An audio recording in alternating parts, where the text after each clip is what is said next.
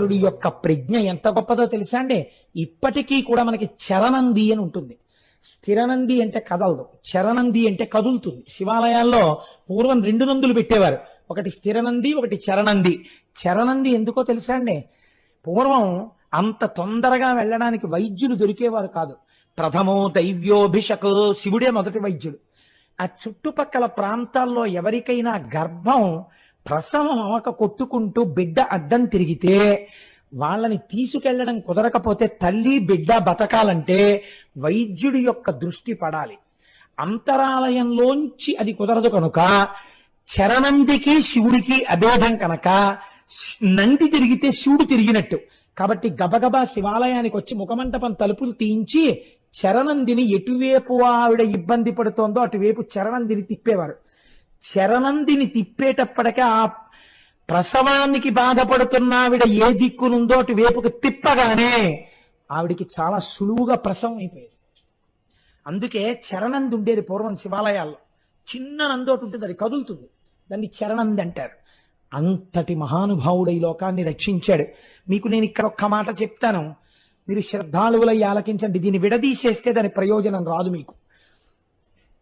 ఒకానొకప్పుడు చిదంబర క్షేత్రంలో యచ్చదత్తనుడు అనబడేటటువంటి బ్రాహ్మణుడు ఉండేవాడు. ఆయనకి విచార శర్మ అనబడేటటువంటి కొడుకు. ఆ కొడుకు వేదం నేర్చుకున్నాడు. ఎంత సుస్వరంగా చదివేవాడంటే వేదాన్ని ఎప్పుడూ స్వరం తప్పి చదివేవాడు కాదు. గోవులు దేవతలని నమ్మిన పిల్లవాడు. ఒక రోజు ఒక ఆవుల్ని కాసే ఆయన ఆవుల్ని కొడుతూ తీసుకొస్తున్నాడు.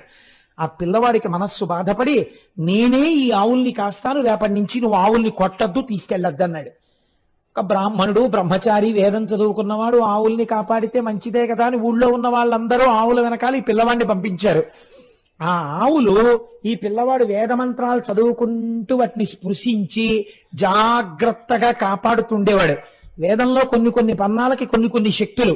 మొన్న స్వామి చెప్పారే, సున్నాల పన్నం చెప్తే శత్రువుల యొక్క బాధ ఉండదని.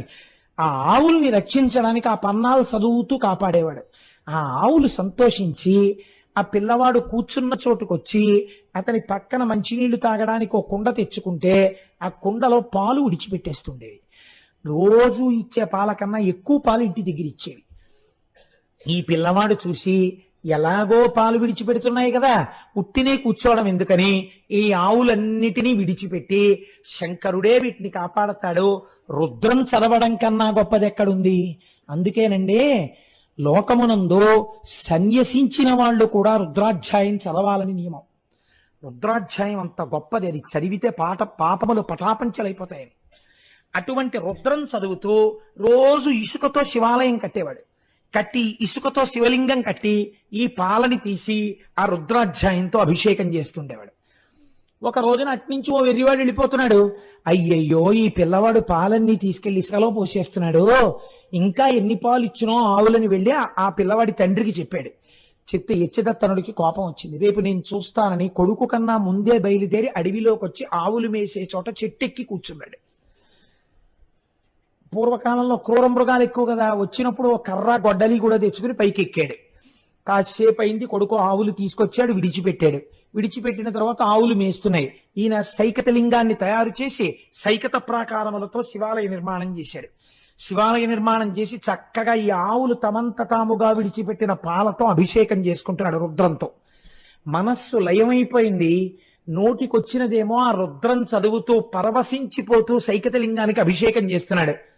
అన్నన్నా అతను చెప్పింది నిజమే, వీడు ఇసుకలో పాలు పోస్తున్నాడని దూరంగా చెట్టు మీద ఉన్న తండ్రి దిగి పరిగెత్తుకుంటూ వచ్చి పెద్ద పెద్ద కేకలేసి పిల్లాండి భుజాల మీద కొట్టాడు. ఆయనకి బాహ్యస్మృతి లేదు, అభిషేకం చేస్తున్నాడు. చేస్తుండగా కోపం వచ్చిన తండ్రి తన కాలితో సైకత లింగాన్ని తన్నాడు. అది చిన్నాభిన్నం అయిపోయింది. ఎప్పుడైతే శివలింగం చిన్నాభిన్నమైందో పిల్లవాడికి బాహ్యస్మృతి వచ్చింది.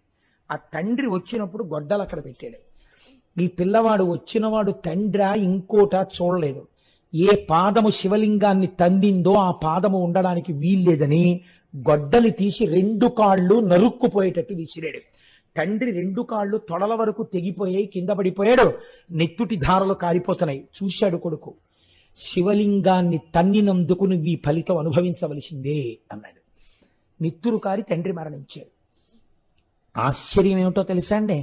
ఆ చిన్నాభిన్నమైన సైకత లింగములోంచి పార్వతీ పరమేశ్వరులు ఆవిర్భవించారు. ఆవిర్భవించి, నాయన ఇంత భక్తితో మమ్మల్ని ఆరాధించావు, అపచారము జరిగిందని తండ్రిని కూడా చూడకుండా కాళ్ళు నరికేశావు, మనుష్యుడవై పుట్టి తపస్సు చేయకపోయినా, వరం అడగకపోయినా నీకు ఒక వరం ఇస్తున్నాను. ఇవాల్టి నుంచి నీవు మా కుటుంబములో 5వ వాడవు. నేను, పార్వతి, గణపతి, సుబ్రహ్మణ్యుడు, 5వ స్థానం చండీశ్వరుడిదే. నిన్ను చండీశ్వరుడని పిలుస్తారు.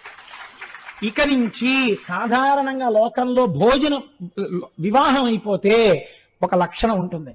భర్త గారు ఏదైనా పదార్థాన్ని కొంత తిని కొద్దిగా విడిచిపెడితే దాన్ని ఏమంటారంటే పత్నీ భాగము అని పిలుస్తారు. భార్యకి దాన్ని తినే అధికారం ఉంటుంది. ఎవరు పడితే వాళ్ళు తినేయకూడదు. అలాగా భార్యకు ఒక్కదానికే అధికారం ఉంటుంది. అది పత్నీ భాగం. కానీ శంకరుడు ఎంత అనుగ్రహించేశాడో తెలుసా అండి? పార్వతి, నేను ఇవాళ చండీశ్వరుడికి ఒక వరం ఇచ్చేస్తున్నాను. నువ్వు నాకు భోజనం పెడతావు కదా అంతఃపురంలో, నేను తిని విడిచిపెట్టిన పదార్థాన్ని చండీశ్వరుడు తింటూ ఉంటాడు, వేరొకరు తినరాదన్నాడు. గణపతి, సుబ్రహ్మణ్యుడు తినడానికి వీల్లేదు, చండీశ్వరుడు తినాలి.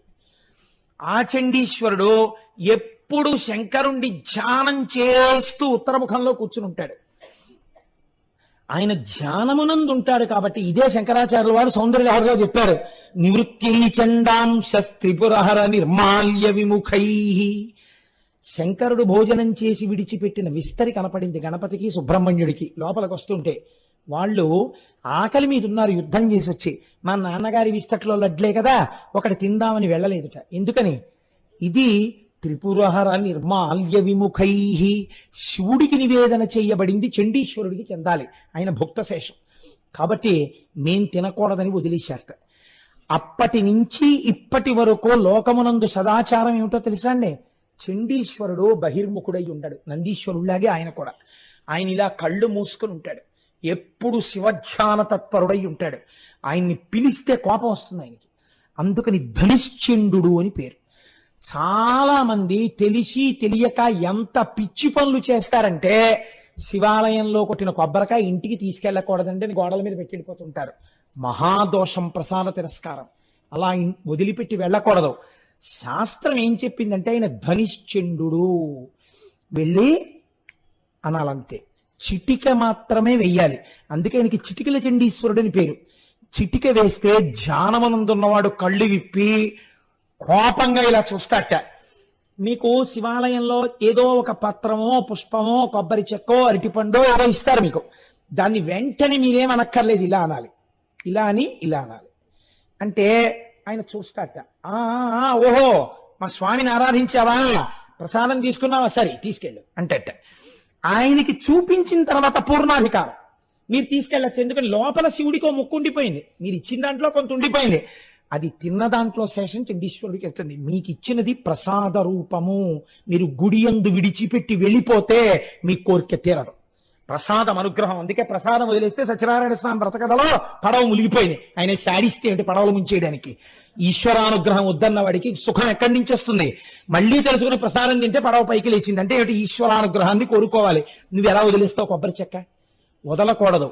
నంది మీద పెట్టడం కాదు, చండీశ్వర స్థానమునందు విడిచిపెట్టాలి. అందుకని నివృత్త్యై చండాంశ త్రిపురహర నిర్మాల్య విముఖై. కొంతమంది నేను చూస్తూ ఉంటాను, అక్కడికి వెళ్ళి చాలా నిర్లక్ష్యంగా నిలబడి అసలు మెట్లెక్కరు, అటువైపు నుంచి తిరిగి వచ్చేసి అంటారు. నేను ఒకసారి అడిగాను, ఎందుకండి అలా కొడుతున్నారు అని అడిగాను. ఆయనకి చెవుడండి అన్నారు. ఓహో, మీరు ప్రాజ్ఞులు, మీకు లేదు అవకరం ఎప్పుడో వచ్చి ఇలా కొట్టడానికి. శంకరుణ్ణి నమ్ముకొని అంత పక్కన కూర్చున్న వాడికి చెవుడు వచ్చింది. మీకు చెప్పుంటాడు ఎప్పుడు ఆయన పాపం. అందుకని మీరు తప్పట్లు కొడితే తప్ప ప్రారంధం ఆయనకి కళ్ళు విప్పడం. మీరు తప్పట్లు కొట్టోసారి ఇలా చూసి వెళ్ళిపోతే, అబ్బాయి అంత దృష్టవంతుండిరా, ఇవాళ నీ మొహం చూశాను ఆయన పొంగిపోతుంటాడు. నీకో బొట్టు ఎట్టుకో, ఓ విభూతి ఎట్టుకో, కానీ నీ మొహం చూసేది పొంగిపోవాలి. ఇది నీ ప్రవర్తన. దీనికి చండీశ్వరుడు నీకు ప్రసాదం ఇచ్చేయాలి, నీకు శివుడు ప్రసాదం ఇచ్చేయాలి. ఎందుకు ఇచ్చేయాలి? ప్రవర్తన తెలుసుకో, శైవాగమం తెలుసుకో, ఎలా నడువడి ఉండాలో తెలుసుకో. చిటిక మాత్రమే వెయ్యాలి చండీశ్వర స్థానం అనందు. తప్పట్లు కొట్టడం, ఆయనకి చెవుడు అనడం, నీకు తెలియకపోతే పేడాపోయేది. ఈ మాటలు కూడా ఎందుకు? కాబట్టి అంతటి పరమపావనమైన స్థితికి చేరిన వాడు చండీశ్వరుడు. శివ కుటుంబానికి ఉన్న గొప్పతనం ఏమిటో తెలుసా అండి? కడుపున పుట్టిన వాళ్ళకన్నా ఆయన అనుగ్రహాన్ని పొందినటువంటి పై వాళ్ళు పెద్ద స్థానంలో ఉంటారు. అందుకే మీరు చూడండి, ద్రవిడ దేశమునందు పెద్ద పెద్ద శివాలయాల్లో ఊరిరిగింపు తీస్తే నందీశ్వరుడు వెళ్ళడు, నందిని తీసుకెళ్లరు. చరమూర్తుల యందు ఉత్సవమూర్తుల్లో ఎవరుంటారంటే చండీశ్వరుడు ఉంటాడు. పార్వతీ పరమేశ్వరుడు, గణపతి, సుబ్రహ్మణ్యుడు, చండీశ్వరుడు ఈ ఐదింటిని ఊరేగింపుగా తీసుకెడతారు. చండీశ్వరుడిది 5వ స్థానం ఇచ్చారు. అంతటి మహానుభావుడు శివుడు, అంతటి మహానుభావుడు ఆ చండీశ్వరుడు, అంతటి మహానుభావుడు ఆ నందీశ్వరుడు. ఒక్కసారి మనం శివాలయంలో ఇలా గడప దాటి లోపల అడుగు పెడితే అటువంటి మూర్తుల్ని దర్శనం చేసి, శివలింగ దర్శనం చేసి అమ్మవారిని చూస్తాం. మన భాగ్యమే భాగ్యం. అందుకే శివాలయం, విష్ణు ఆలయం ఈ రెండు లేని ఊరు పూర్వం ఉండేది కాదు.